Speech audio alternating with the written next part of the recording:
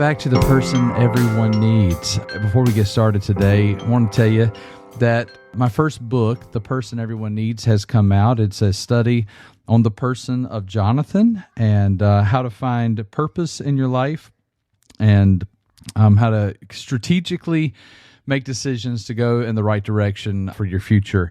As we kind of change gears over the last several months, I have kind of read through that book, and it's available now on Amazon. And then the last month, we've been talking with Pastor Kevin, who gave us some help and encouragement. And so now it's back to just me talking. And I have a thought today before we start another series or anything like that. I've been talking things over with Craig, and I've been going over some leadership things. And so this thought kind of came to the surface, and I'll explain exactly how I came to it and then what I have thought of it. And maybe I even haven't gotten it like ironed out. I'm not even sure 100% if I've gotten it ironed out. But so I want to talk to you today about understanding as the leader of an organization. Andy Stanley says that leaders of an organization have to be able to work on the organization and care more about the organization than selfish or egotistical desires. And that sounds like, well, duh, of course that should be the case.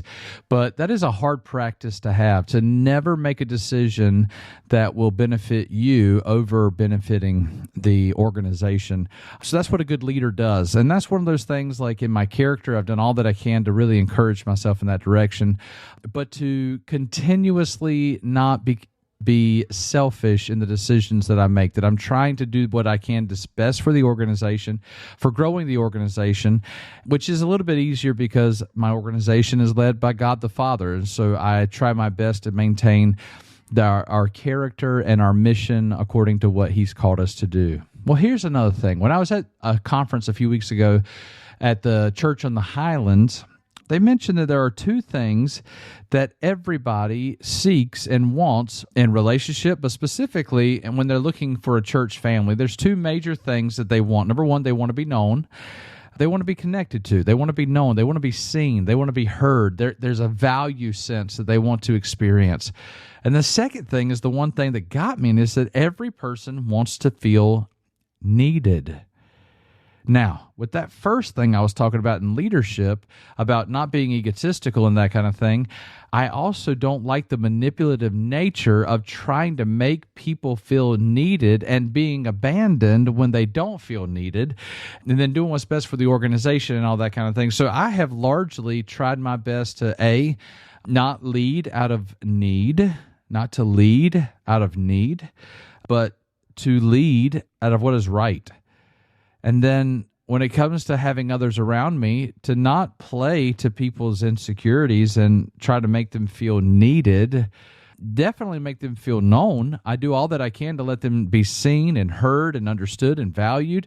But I've tried really hard not to lead in such a way that helps people feel needed. And when I went to this conference, they said that that's one of the major things people are looking for.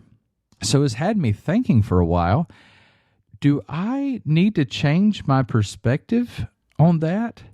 So as I'm chewing on that, I was having a good conversation with my friend Craig, and Craig says to me, that is so important because I serve in our church and I serve with you, and I want to build all that we have because I feel needed in this position. And I was like, no, you don't feel needed. You want to do this. And he was like, yeah, I want to do it because you expressed a need and I'm able to help you and fulfill that need. And so I've been on this little bit of a, thinking things through. And what is it within us that wants to be known? Absolutely. Wants to be valued and seen valuable.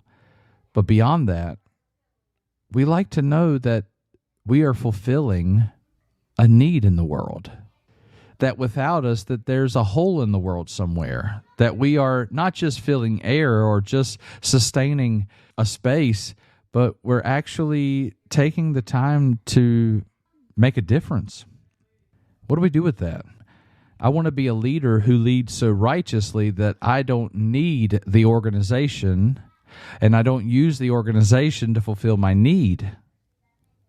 And at the same time, I want to know that I'm significant enough to meet a need. And if I feel that way as the leader of the organization, even though I do what I can to suppress my ego, how many people are coming to our churches right now that want to fulfill a need? But if we remove that as an opportunity because we don't want to be manipulated by that feeling, then we remove opportunity for people to be feeling like they're fulfilling a need. Okay, this may seem like circular reasons, so here's where I'm headed with this. I think that as humans, the best way to live is to be so strong-backed and stand on your own 2 feet that you don't need to lean on anyone else, but that you are able to do that because you have a support system around you. And by doing so, you don't fall if those that you're leaning on fall also.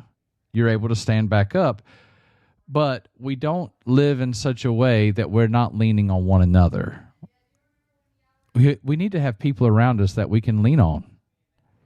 People that can help encourage us, help us be picked up. And so as I study through the book of Hebrews right now, I'm teaching on that on Sundays. There's a couple of words that keep showing up, and then there's one word that really is consistently being stated. Number one, the 2 words that I'm talking about is the word let us. Let us. Not let me.